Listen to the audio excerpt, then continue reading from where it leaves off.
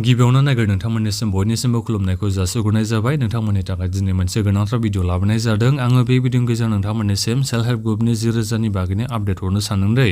जोंहा दासान्दि फिल्ड भेरिफिकेसननि खामानिया सोलिगासिनो दं नालाय, दा बेनिखायनो मानि थाखाय बे फिल्ड भेरिफिकेसननि खामानिया सोलिगासिनो दङ आरो बेनि अनगायैबो बे फिल्ड भेरिफिकेसनाव माखौ भेरिफाइ खालामदों आं बेखौ बे भिडिअनि गेजेरजों खोन्थाहरगोन आरो बेनि अनगायैबो नोंथांमोना बे सेल्फ हेल्प ग्रुपनि 10,000 फैसाखौ मालाथो मोननो हागोन। दासो जुदि फिल्ड भेरिफिकेसन जादोंबा फैसाखौ जों माला मोननो हागोन बे 10,000 फैसाखौ आं बेखौ बे भिडिअनि गेजेरजों खोन्थाहरनो सानदों।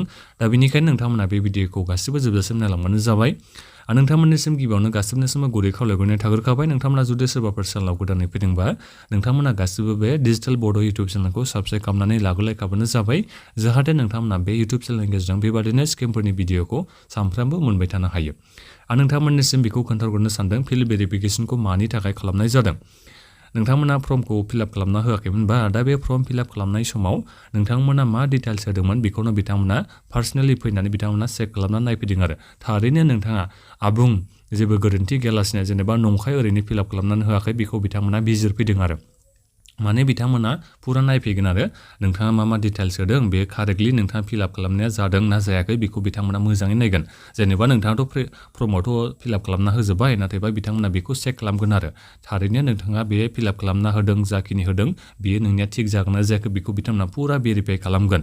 जेनेबा बिथांमोना गावसोरनि अफिसियेल डाटा जे नोंथाङा फर्माव फिलआप खालामना होबाय बेखौ बिथांमोना नायसिगोन आरो बिनिफ्राय नोंथांमोनाव माखासे डकुमेन्ट्सखौ बिसिगोन आरो जेरै भटार कार्डखौ बिसिगोन, रेशन कार्डखौ बिसिगोन, बेफोरखौ नोंथांमोनाव बिसिगोन आरो दा बेखौ नोंथांमोना देखायना होनो नांसिगोन आरो दा बेहाय गासिबो थिग दङबा नोंनि बे भेरिफिकेसना साक्सेसफुल जासिगोन, बिनिफ्राय बे जोबगोन आरो बे भेरिफिकेसन खामानिया बेखिनियानो आरो बेवहाय जेबो गैया। नोंनि बे माखासे बेंकनि डिटेल्सआ नोङो जेरैबायदि होदों बे थिगानो नंगौना नङा।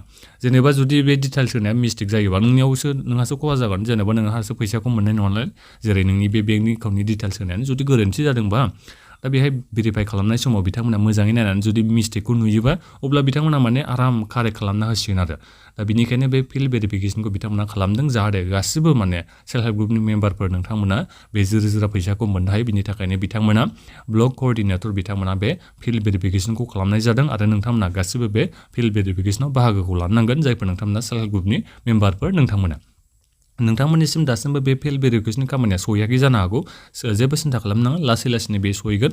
गामि एरियायाव एबा नोंथांनि न'खरावबो थांनो हागौ, नङाबा गामियाव बिथांमोना फैनानै गासैबो मानसिखौ बिथांमोना लेंथुमनानै भेरिफाइबो खालामनो हागौ। जेखियानो जाया मानो नोंथांनि बे फिल्ड भेरिफिकेसन खामानिया थाबैनो जागोन, बारा गोबाव आरो लानाय नङा। बे मास मोनसेनि गेजेराव नोंनि बे फिल्ड भेरिफिकेसननि खामानिया जानो हागौ। दा नोंथांमोना बेखौ एसे नेबानो जाबाय। दा बेथ' जाहैबाय जोंहा फिल्ड भेरिफिकेसननि खामानिया। दा बेखौ नोंथांमोना गासिबो मिथिबाय जानांगौ मानि थाखाय जोंहा बियो फिल्ड भेरिफिकेसननि खामानिया जादों। दा बे फिल्ड भेरिफिकेसननि खामानिया जाखांनायनि उनावनो जेबो खामानि आरो नोंथांमोना मावनांगौनि गोनांथि थानाय नङा। नोंथांमोना फैसाखौ मोनखासिगोन आरो बे सेल्फ हेल्प ग्रुपनि बे 10,000 फैसाखौ। नाथायबा बे फैसाखौ माला सोगोन बेयो सरकारनि सायावसो सोनारगोन दै।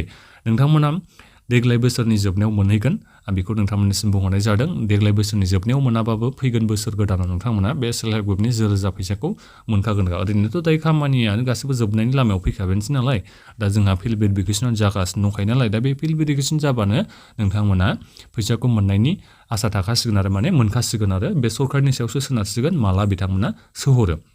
नाथायबा देग्लाय बोसोराव नोंथांमोना बे सेल्फ हेल्प ग्रुपनि 10,000 फैसाखौ मोनगोन, आंथ' बेखौ बुंहरखायो।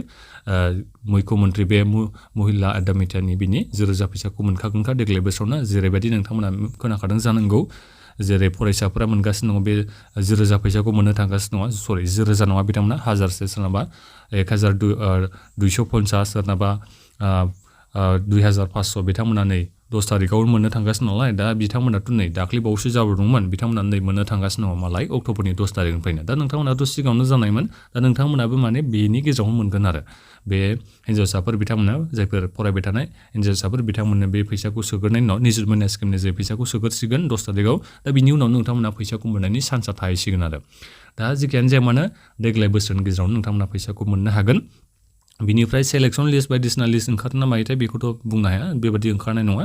नोंथांमोना गासिबो मोनखागोनखा सेल्फ हेल्प ग्रुपनि मेम्बारफोर नोंथांमोना फिल्ड भेरिफिकेसन खालामनाय समावल' माबाफोर गोरोन्थि जाफ्लांदोंबा बेफोरखौ नोंथांमोना मिथिखादोंमोनबा बेखौ एसे खोन्थाना होबानो जाबाय, बिथांमोना सुद्रायना होगोन। जुदि बिथांमोना बावफ्लांबो हागौ नालाय, नोंथाङा जुदि बे जेब्ला बे फर्मखौ मोन्दोंमोन बे फर्म मोननायाव नोङो माखौबाफोर गोरोन्थि होफ्लांदोंमोनबा बेखौ खोन्थाबानो जाबाय फिल्ड भेरिफिकेसन खालामनाय समाव बिथांमोना आबुङै खालामना होलांगोन दा बेखौ नोंथांमोना गासिबो मिथिबाय जानांगौ माबाफोर नोंथांमोना सोंनांगौ दङबा भिडिअ बक्सआव कमेन्ट खालामबानो जाबाय दा बेखिनियानोमोन आरो बेबायदि नोंथांमोना भिडिअ मोननो थाखाय बे चेनेलखौ साबस्क्राइब खालामना लाबानो जाबाय दा डिस्ट्रिक्ट वाइज जोंहा भेरिफिकेसननि खामानिया सोलिगासिनो दङ दे उदालगुरियावबो सोलिबाय सनितपुर सोलिबाय बिथिं कार्बि आलं क'क्राझार बाक्सा गासिबो डिस्ट्रिक्टआवनो जोंहा बे फिल्ड भेरिफिकेसननि खामानिया सोलिगासिनो दङ ब्लक कअर्डिनेटर बिथांमोना फिल्ड भेरिफिकेसननि खामानिखौ मावगासिनो दङ आं बेखौनो नोंथांमोननिसिम फिल्ड भेरिफिकेसनखौ मानि थाखाय लानाय जादों बेखौनो बे भिडिअनि गेजेरजों खोन्थाहरनाय जाबाय आरो आं नोंथांमोननिसिम जोबनायाव बेखौनो खावलायनाय जाबाय दे नोंथांमोना गासिबो बे चेनेलखौ साबस्क्राइब खालामनानै लाखाजोबबानो जाबाय मानो होनोबा बे चेनेलनि गेजेरावनो नोंथांमोना गासिबो स्किमफोरनि आपडेटखौ मोनबाय थानो हासिगोन दै